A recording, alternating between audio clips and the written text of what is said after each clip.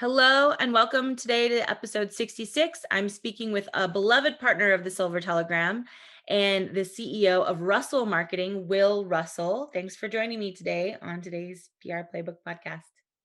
Thank you, Ronjini. Thank you for the invitation. Yeah, no, I'm excited to interview you because I think, we've been working together for quite a few years now.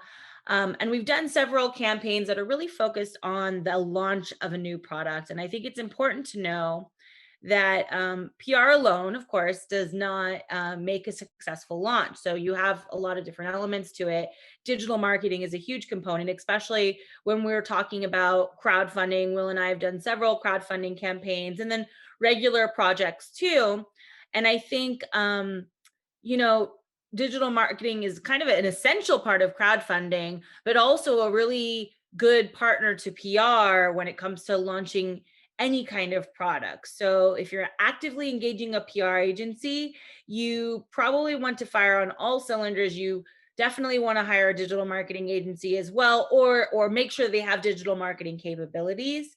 And then the same reverse. So today we're going to ask Will some really key questions when it comes to launching a new product. Are you ready? Great. Yeah, let's do it.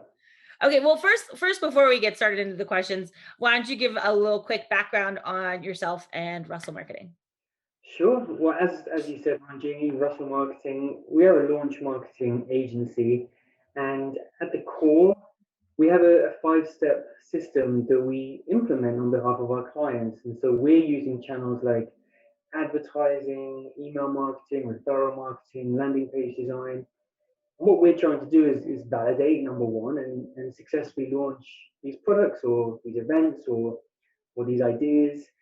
The nature of the space we're in does mean, as you point out, we do a lot of crowdfunding, but I think that the launch system and launches in general extend well beyond just the Indiegogo and Kickstarter space, and there's a lot of folks now who are launching their own pre-orders. There's a lot of different kind of Shopify-esque platforms and plugins that allow you to run these campaigns yourself. And so we're doing more and more of the non crowdfunding stuff and trying to replicate this launch system in all sorts of different ways.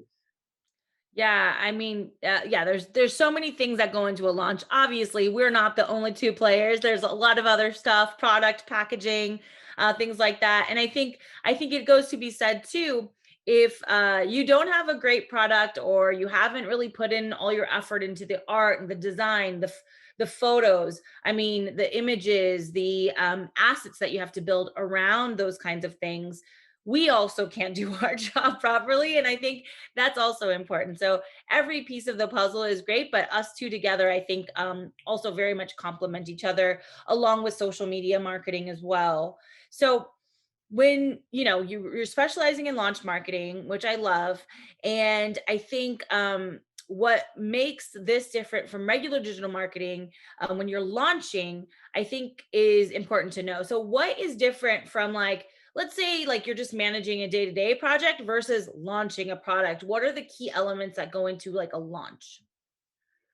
Yeah, I would say there are a few different things that make launch marketing different from traditional digital marketing. Firstly, is how much time you have. So when we're working on clients who have a 12-month calendar to run campaigns, there's there's a lot more opportunity to learn and fail, frankly, and learn from those failures and change things and improve things and go slow and steady. When you're launching something, as you know, Ranjini, the client often wants it tomorrow, launched as soon as possible, and there's no time for mistakes. There's no time for room for errors. So it Yeah. really condenses your plans and your strategies into a really, really short time frame, and you have to learn really, really quickly. And within that, I would say that when you're looking at these longer term strategies, you see a lot of you'll see a lot of information out there and read a lot of information on testing and optimization, and that's important. Don't get me wrong, but when you're launching, you don't have the time to be slowly testing. You have to test things that and try things that will create massive impact rather than just increment. And so I think one of the things that we have to focus on in our launch marketing strategies is not what's going to improve something by a small percentage point, or not how is copy A going to be a little bit better in how it performs versus copy B, but what's going to fundamentally change the trajectory of this launch. What are the changes we can make, or the learnings we can get, which is going to take this from a six-figure campaign to a seven-figure campaign, or is going to double the conversion rate. Really, really big changes. And so, along those lines, I think one of the differences you'll see in working with an agency that specializes in launches versus one that doesn't is how predictive they can be in what these uh, Right. impactful areas are. They will, having done lots of campaigns, they know what to look out for, what's going to change the game, and folks who approach things in a longer time scale, a campaign over 12 months or 18 months, just don't have that uh, experience to focus on these really impactful areas. So for people like you and I, we know what changes the game in when we have 4 weeks to do it. Right. Uh, and that's really important to understand coming into a launch. So, I mean, that you bring up a really interesting point that I think I'd like to touch on, which is the sense of urgency. And like you said, when you have a 12 to 18 months, you don't have like a lot of sense of urgency. You have time to test, you can test things out. And that usually happens like maybe after a launch of like a formal launch. But if someone's not doing a crowdfunding campaign or a Kickstarter campaign or even a pre-order campaign, if they're just launching, Mhm. um, what are some things that you think like maybe you guys have done on the digital marketing side that can kind of create that sense of urgency? Because that's often what some of our clients have trouble with is like, oh, well, we want to do Kickstarter because it's a 30-day window or a 60-day window, and that will generate a lot of sales in those 30 to 60 days that can kind of help us, gain that momentum. Without those parameters, how can you create a sense of urgency with your campaign?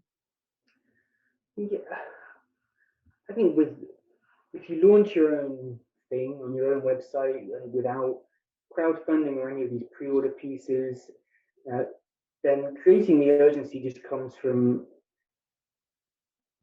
building out offers that people have to take advantage of in a timely way.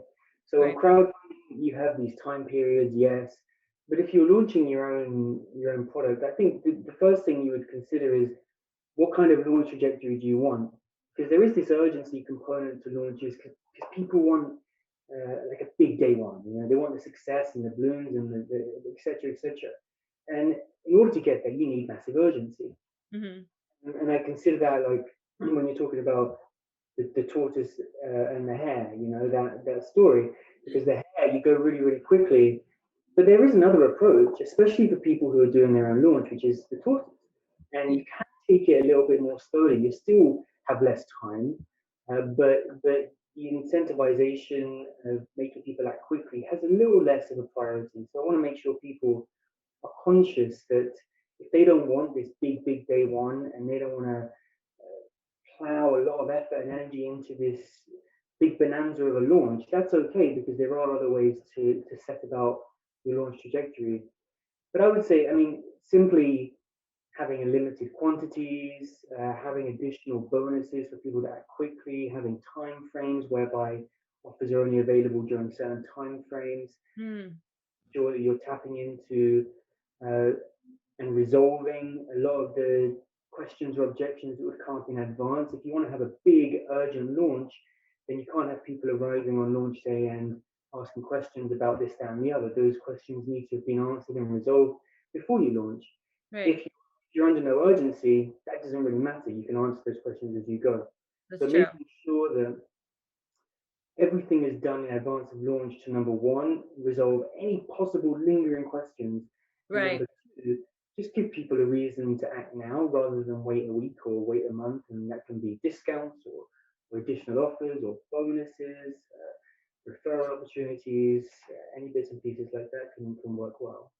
Yeah, I think that's good. Like preparation, no matter what you're doing, a regular traditional launch, crowdfunding launch. I think preparation is so key. Just to kind of think of all the, maybe different little nuggets and areas that you can add value.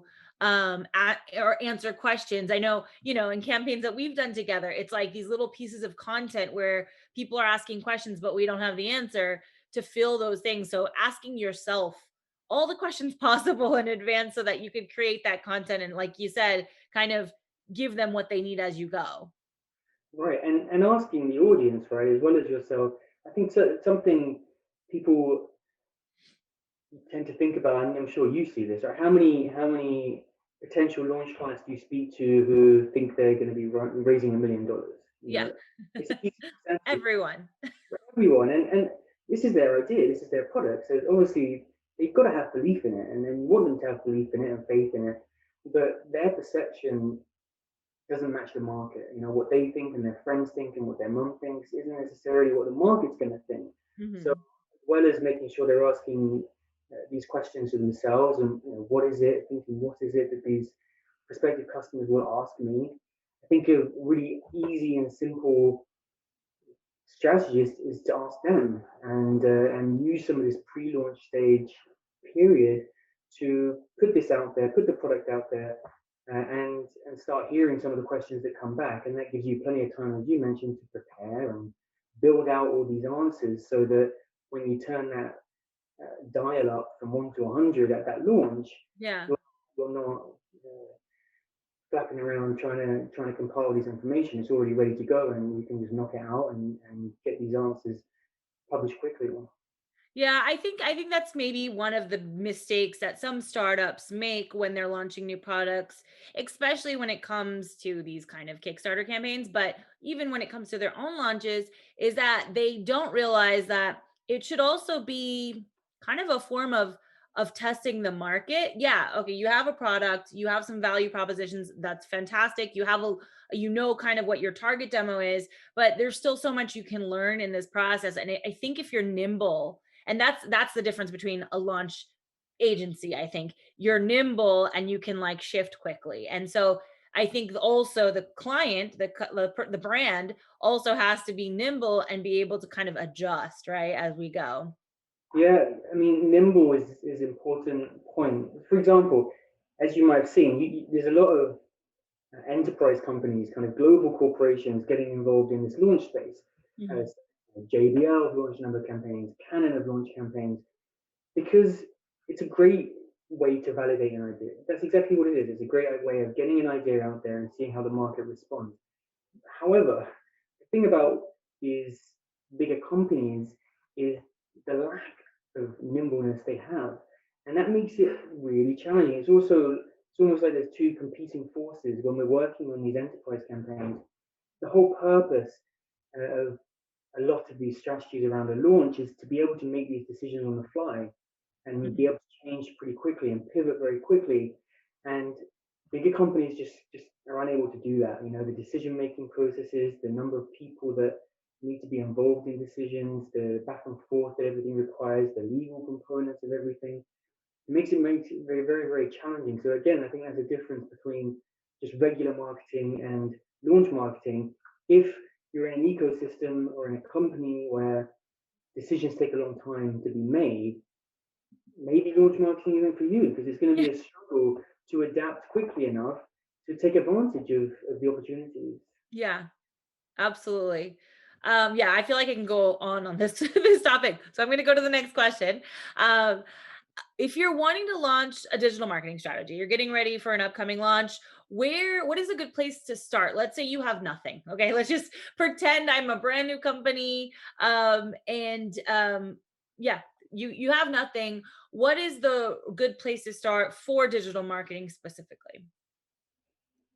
I think before you push too hard or go too deep in your digital marketing, and I mean any marketing, I would say, is this validation component that we've touched on. We'll have people come to us and have spent a lot of money on product development, for example, Mhm. and preparing their first manufacturing run and working with designers and et cetera, without actually understanding whether this product at this price point in this manner of presentation is what people want. And Yeah. so before doing anything, we would suggest validate your idea. And as I said, don't validate it with your close friends. Don't validate it with Your uh, mom. your family, your mum. Validate it with strangers because there's no one who's going to be more cruel than strangers on the internet, and that's true. And so get this idea out there. You can have some very basic photos, renders, even a couple of mock-up designs, just to give people an idea of what is this going to be when it's Mhm. ready, and get it out there. Run some small ad campaigns, drive some traffic to the landing page, and just see, do people even care? And if they do, and you're able to understand, well, this audience works well, or this message works well, then you can move forward and start investing more money and time into the idea. But for anyone we speak to, the biggest recommendation is validate this as an idea that will work before going any further, and save yourself potentially a lot of heartache and money. And I love, you kind of introduced this idea to me because I'm not a digital marketer. I mean, I am in a different way, but I think I'm not a digital marketer. I don't work with Facebook ads on a daily basis. I do them when I have to. It's kind of like that. And I love this validation because it actually, for us, it actually gives so much value to the client because it could tell you if you need to move forward or not, like I think that's the thing, or if you need to make adjustments so that when you do launch you'll have a higher grade of success. And so I think that validation part is such a good investment because you're not just paying for a validation, you're also getting data. You provide so much data around the validation. And I think it's such a just like it's a little bit of time that you're kind of investing also with the money, but I think it's so worth it because you kind of have a very clear scope at the end of that validation. Like, okay, the product launch is probably going to go something like this, Yeah, right? You have just a better vision of what's going to happen in the future. yeah, and it's a reality check as well for Yeah. a lot of Yeah. people. Both ways, though. Yeah, I think the fear entrepreneurs have when we approach them with these validation ideas is, well, what if it doesn't work? I've spent a year of my life planning for this already. What if it doesn't work? And that's, It's scary. Yeah. but on the flip side, we've had projects where we've been able to come back to the client at the end of validation and say, you can raise your prices here. The market's going to respond at a much higher price point. And Yeah. That's when nice. they launch, they've raised their prices and they've ended up bringing more revenue than they would have done otherwise. So it can work both ways. It's not just uh, is this going to fail, but it's how can you position this offer in the most meaningful and successful way before you start investing a whole bunch of time and money in it. Yeah, no, I love it. I absolutely love it. I want to offer it to as many people as I can that I think will consider it. I think everyone should consider it, but there's people who are like you said, the new product or product launches their baby and they're just going to go forward no matter what. So the best thing we could do is just gather the data that will help support that if they're not willing to do the validation. Do Right. you do you still think what are your feelings about email? I feel like email is still very king in the world, but how do you navigate when it's so noisy right now? Do you think email still has that same precious value? Yeah, I do. But I also think that it's irresponsible to rely solely on email. When you and I first met and started working together a few years ago, it was all about building an email list. And you Yeah, build an email list and you launch, and everything's great. And it's just so different now. I think building an email list is still a really high priority during that pre-launch phase, getting people excited, getting people into a community. But that can't be the only touch point you have, and that can't be you can't put all your eggs in that basket. So in the right. same way that when we work on campaigns, we recommend, hey, add PR, add other bits and pieces to this strategy. This Right. is the same with email. Rather than just looking at email, it's like, well, how about SMS? How about starting Facebook groups? How about chatbot marketing? How can you create all these different touch points with a prospect so that if their inbox is overcrowded, which it often is these days, they're not going to miss the message because Well, there's all these other ways they can connect with you. okay, you talked about text message, so I just want to touch on that because I think that's really tricky, right? Like, can you tell me more about how you think people can leverage text messages? Because I don't know, I'm a little I myself is like I'm a little confused about what the best text messages are, because I've seen spam, obviously. And then there's one person, like I texted one person, it was an influencer for a client of ours. And so I was texting with them, but then I got on their SMS list. So like and he has some interesting content every once in a while. I don't even know if it's, oh, I'm sure it's planned, but like every once in a while it's like a gardening tip. So I'll get like a gardening tip. So like what do you think? I mean, I think you can really damage a relationship with SMS. Mhm. How do you nurture an SMS? That seems like so personal, intimate. Yeah, I think it's generational as well. Right.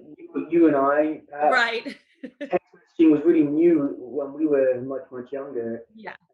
It's a different ball game now. I guess we we would always look. We talk about these multiple channels, but we're looking at it in terms of giving the user choice.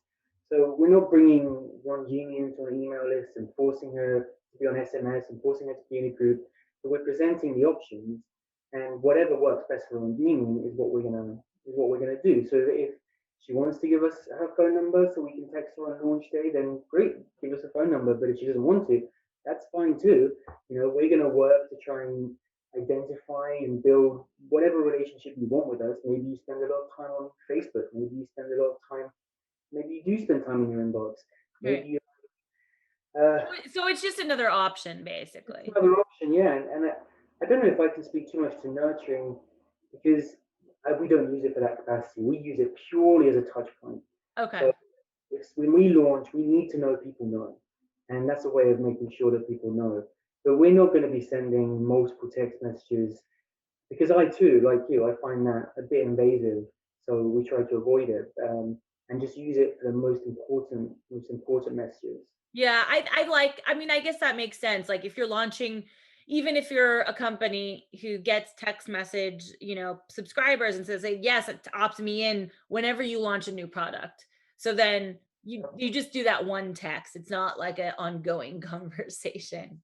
Right, and it works. It's short. Some people might not like having a couple of messages, but firstly, they've signed up for it in the first place. You've given Right. them that option, They opted in. Yeah. and just the response rate is astronomical compared to things like email marketing. The open rates, the click rates, it's just astronomical. So in the case of making sure everyone who's interested in what you've got to offer is aware that you're now live and launched and is available, there's just nothing beats it at the moment.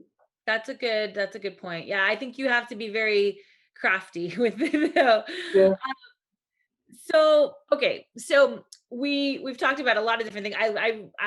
I have so many questions just for me. But how do you think you can leverage, the work that we do in PR with media? How can you leverage that to kind of supplement what you do in digital marketing when you're launching a new product?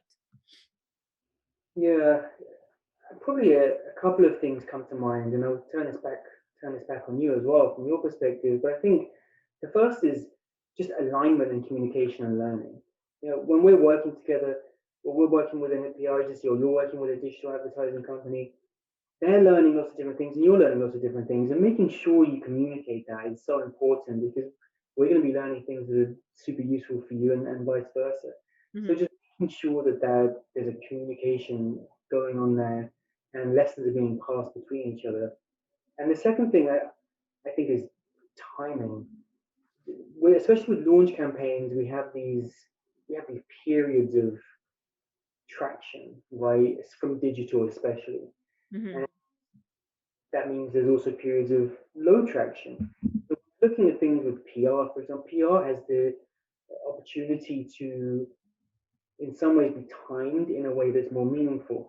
So if ads and email have given you a big launch success early on, you've had a lot of people come in and people are buying your product, and then things quiet down a bit. That's where something like PR can come in and, from timing perspective, help give a launch and the campaign specific boosts at specific times. Right. So Mhm. ads and PR can lean on each other, I suppose, because they're not all going to do fantastic all the time. But Yeah. but how do you? I mean, when we work together, what is it you look for from us? What do you find useful from us to make sure you're PR work is as best as it could be? That's an excellent question. Yeah, I think for us, it's really good for us to understand which demographic is responding the most, because then we will focus on those media outlets that address those demographics. Um, and we obviously, when a launch is happening, we focus on online primarily, but the secondary one is obviously like print and broadcast and other avenues. But yeah, I think from you, we really like to hear back on which angles are resonating with the markets, because then we could pitch those same angles to the media, Mm. and if they resonate, I agree. Like when the media writes something, what we've done in the past with digital marketing is like, oh hey, we expect, Yahoo News to be posting this article, we can lower digital ad spend for a couple days and then pump it back up after that, and maybe leverage pieces of that article for advertising, like the angle that they took. So it's Mhm. we're really looking at messaging and which messages are like, resonating with people. To piggyback on that, you mentioned using that PR in your messaging. That's something important. That's something we can't do until a campaign is live and a launch has Right. happened.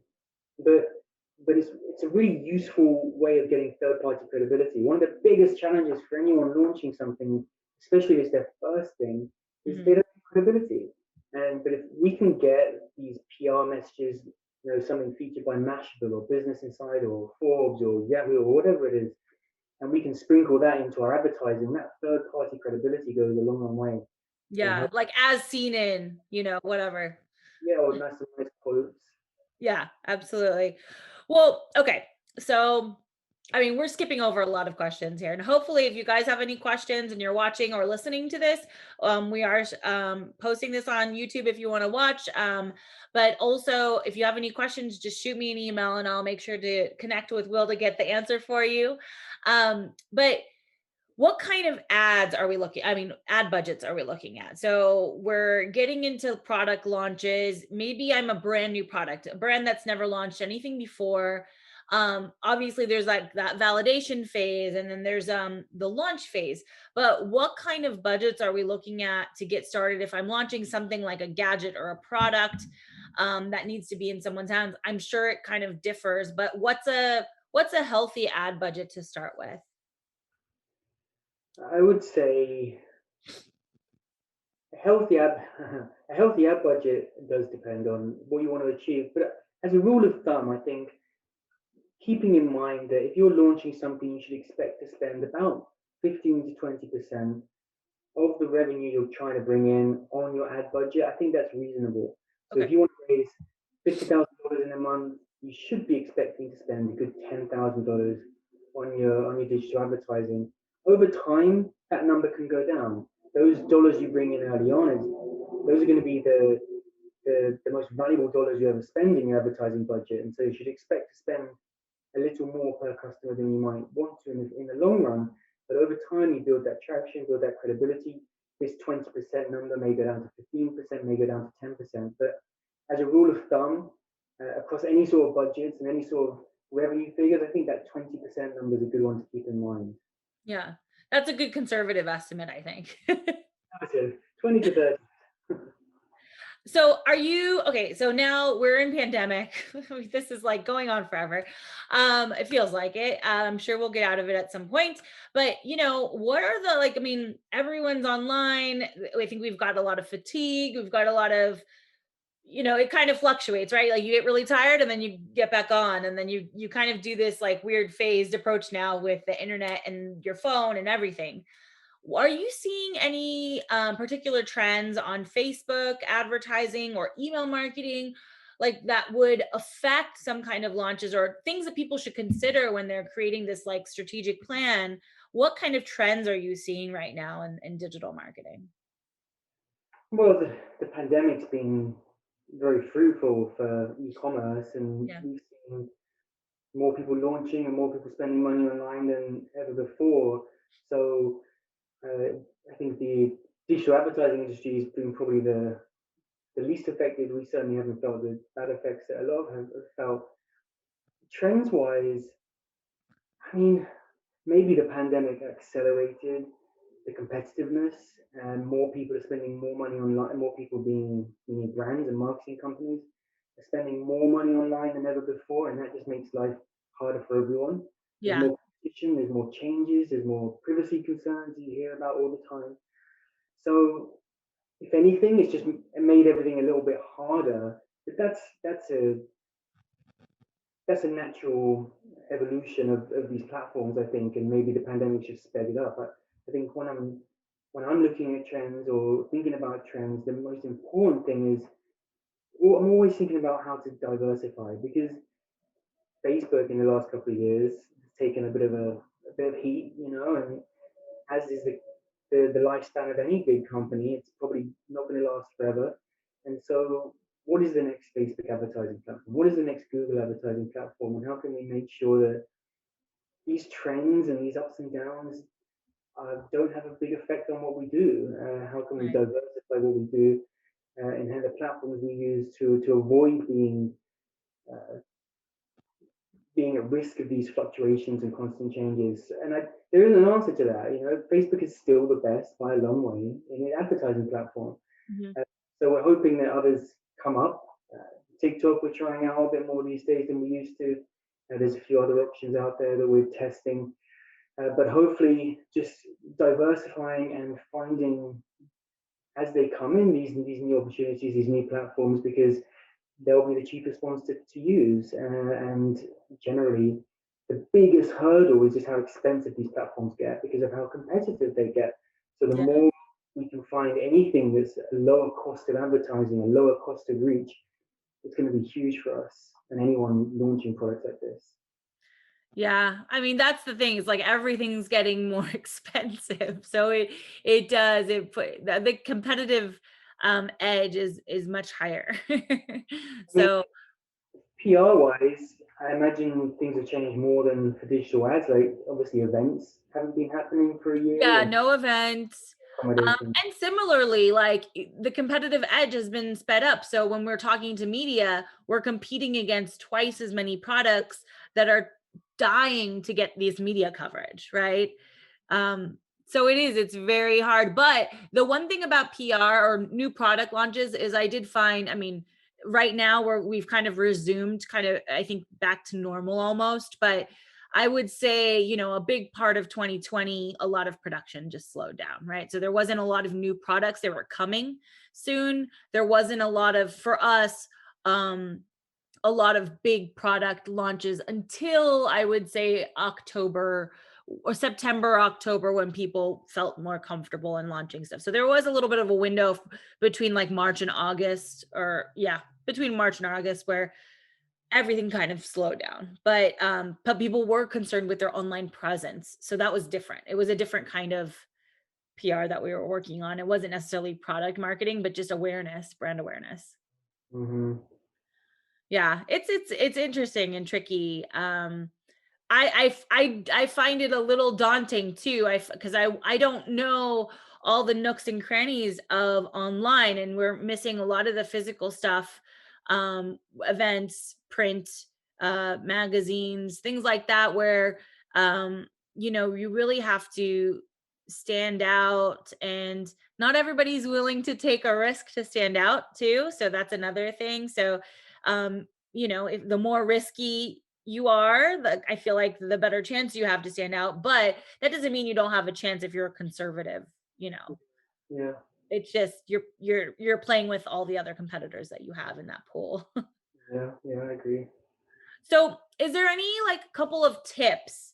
I we always like to kind of leave off with some hacks or tips or something that people can apply to their product launch strategy or whatever we're talking about.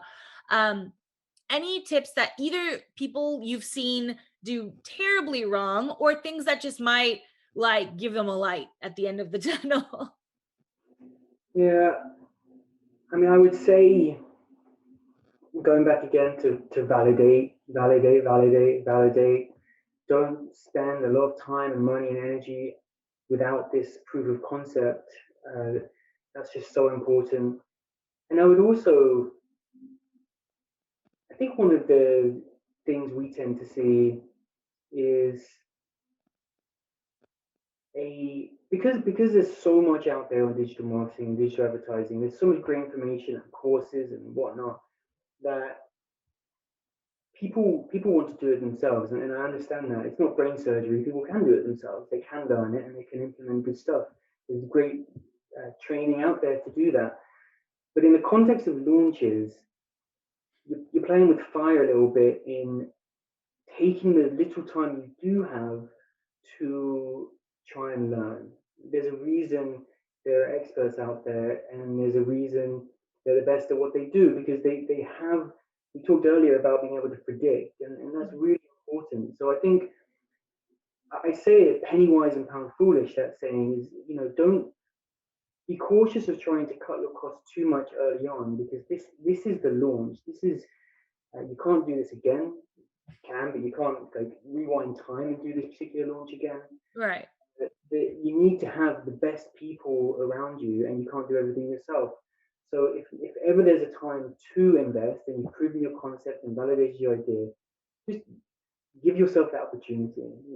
Put the investment in, bring on the right people, bring on the right people around you, whether it's advertising or customer service or PR or photography, really give yourself the best shot because this is your one chance at launching this thing that you've been planning to launch probably for a long time.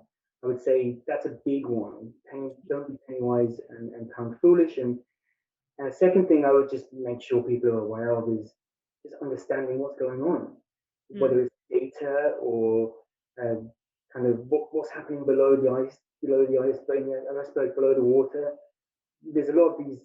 You see the revenue, you see the money, you see the sales, but what goes on understanding behind that and tracking that and making sure everything's set up to give you the best learning possible. It's terrible when someone spends thousands of dollars on a campaign and they might have the customers, yes, they have some customers, but they don't have any data or learning or understanding to the question of, well, what worked? They don't right, really know these things. And so just making sure at the start you're planning and preparing to set up this launch in a way where you'll be able to learn from it. And this is the start of your long-term marketing strategy and efforts. And making right. sure you're preparing in the right way to set up that foundation is really important. And people often skip ahead and they want to get the sales, but that pre-work is so important.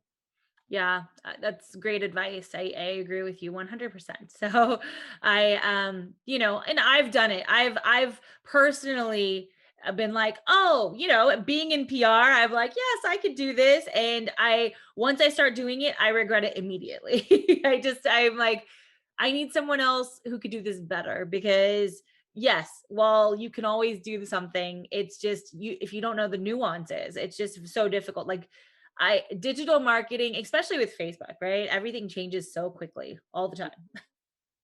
Yeah, and that's another point I had in my mind was reinventing the wheel. If they're working with people who have done this 100 times, 1,000 Yeah, times, then you're learning from all that experience. If you're doing it yourself for the first time, you are reinventing this entire thing yourself for your launch, and that's fine.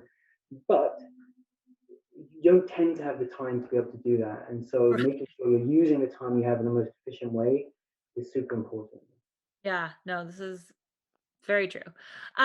Thank you so much. I think this was great. I think it is good some good nuggets.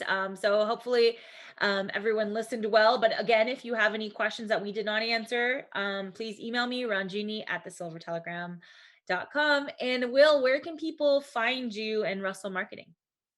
Yeah, so website URL is russellmarketing.co, or you can contact me, will at russellmarketing.co as well.